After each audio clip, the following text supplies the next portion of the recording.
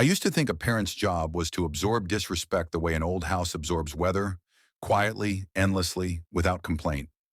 I thought that was what unconditional love looked like. It took my daughter telling me, with a straight face, that I was overreacting to her behavior for the truth to surface. I wasn't parenting anymore. I was financing. I was enabling. And the day I reacted, once, calmly and decisively, was the day everything changed. My daughter Lily is 21 now. Her mother and I split when she was 8, and ever since then, I've carried guilt the way some men carry old injuries. A constant ache I tried to soothe with generosity. I remarried a few years ago to Sarah, a woman who sees through me more clearly than I sometimes see myself. But the story I'm about to tell belongs to the years before that clarity, back when I mistook permissiveness for love. Lily was a bright kid, all curiosity and quick wit. We used to sit on the couch watching cartoons, her head tucked under my arm, firing off questions about everything on the screen. After the divorce, I took every extra hour I could with her: school pickups, piano recitals, science fairs. I filled her lunches with little sticky notes that said things like, "You've got this," and saved every certificate she ever brought home. I wanted her to feel supported, anchored, unshakably loved. Money was steady for me, but tight for my ex-wife, Emma. She worked retail, scraping by, so when Lily needed something, new shoes, fees, trips, it fell to me. At first it felt good, then it became automatic, then it became expected. When Lily hit her teens, the first cracks formed. Not the usual teenage snark, something subtler, colder. She spoke to me with a casual dismissiveness she never used on anyone else. "Relax, Dad. Stop being dramatic. You're overreacting." Every protest I made was treated like I was fragile for caring, and Emma's cool mom routine didn't help. She'd contradict me in front of Lily, roll her eyes when I tried to set boundaries, and whisper excuses disguised as empathy. Slowly they formed a team: the reasonable women versus me, the strict, humorless dad. Still, I kept giving.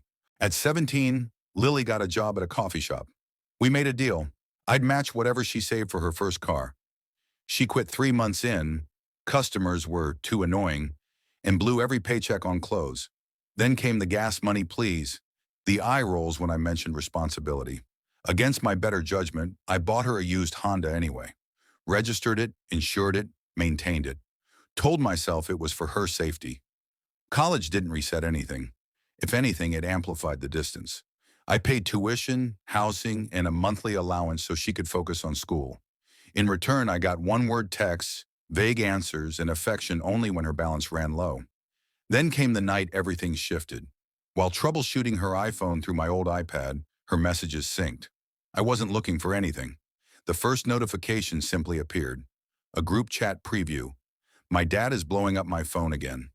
And then, inside the messages, jokes about me being a boomer, complaints about my needy energy, and the phrase that hollowed me out, "divorce guilt wallet." Her explanation for how she could afford constant takeout. I sat in the dark for a long time after reading those words. Not angry, not devastated, just emptied. I waited until she came home for a long weekend. She walked in, dropped her laundry like she was arriving at a hotel, and barely looked up. After dinner, I told her I'd seen her messages. I apologized for reading more than I should have, but told her plainly that the content hurt. She didn't flinch, didn't soften. "You're overreacting," she said, arms crossed. "They were jokes. You shouldn't have been snooping anyway." Something in me clicked off, quietly, cleanly, like a light extinguishing. I asked if she respected me. She shrugged, told me I needed to be more chill. In that moment, I understood she wasn't afraid of losing me, only the things I provided. That night after she drove off and left her laundry behind, I opened my laptop. I reviewed every financial thread tying me to her life: tuition, rent, allowance, insurance, phone. The credit card she used for emergencies that looked a lot like brunch. I drafted a letter, not angry, not dramatic, just clear. I told her I loved her, but I would no longer fund disrespect. One more semester of tuition. After that, she would take responsibility for her life. The car would return to me, the credit card would be canceled, the phone plan transferred, the allowance ended. If she wanted a relationship built on mutual respect, my door was open. If she wanted my money without accountability, it wasn't. I mailed the letter, on paper, something she couldn't scroll past.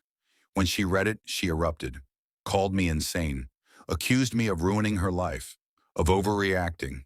Emma followed with her own barrage, but I stayed steady. For once, I wasn't trying to fix anything. I was simply stopping. The backlash came in waves, texts, DMs from her friends, even a TikTok calling me a controlling dad.